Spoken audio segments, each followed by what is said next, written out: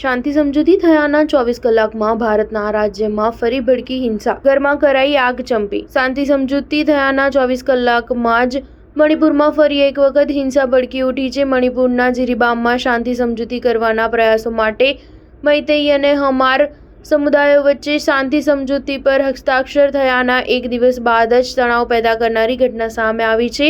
અહીં ગોળીબાર કરવામાં આવ્યો છે અને એક ખાલી પડેલા મકાનને આગ ચાંપી દેવામાં આવી છે। અધિકારીઓએ શનિવારે આ જાણકારી આપી છે। તેમણે જણાવ્યું કે શુક્રવારે રાત્રે લાલપાણી ગામમાં એક ખાલી મકાનને હથિયારધારી લોકોએ આગ ચાંપી દીધી હતી। એક અધિકારીએ જણાવ્યું કે આ ઘટના એક તદ્દન જ અલગ વસાહતમાં બની હતી, જ્યાં મૈતેઈ સમુદાયના કેટલાક લોકોના ઘરો છે અને જિલ્લામાં હિંસા ફાટી નીકળી ત્યારથી આમાંથી મોટાભાગના મકાનો ખાલી પડ્યા છે। બદમાશોએ વિસ્તારમાં સુરક્ષાકર્મીઓની ગેરહાજરીનો ફાયદો ઉઠાવીને આગચંપી શરૂ કરી દીધી હતી। બદમાશોની ઓળખ નથી થઈ શકી। અધિકારીઓએ જણાવ્યું કે હથિયારધારી લોકોએ વસાહતને નિશાન બનાવીને ગોળીબાર કર્યો હતો। તેમણે જણાવ્યું કે ઘટના બાદ સુરક્ષા દળોને વિસ્તારમાં મોકલી દેવામાં આવ્યા છે।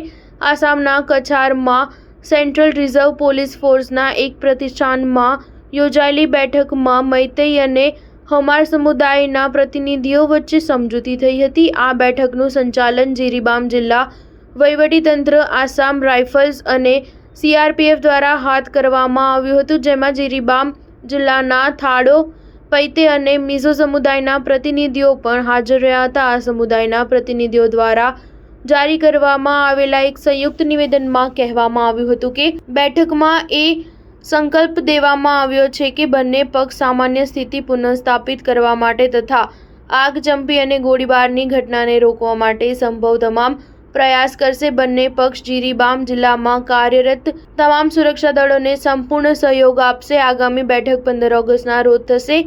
ગત વર્ષના મે મહિનાથી મૈતેઈ અને કુકી સમુદાય વચ્ચે ચાલુ જાતીય હિંસામાં 200થી વધુ લોકોના મોત થયા છે અને હજારો લોકો બેઘર થયા છે। સ્ટાર ન્યૂઝ 7 હંમેશા સચ્ચાઈની સાથે।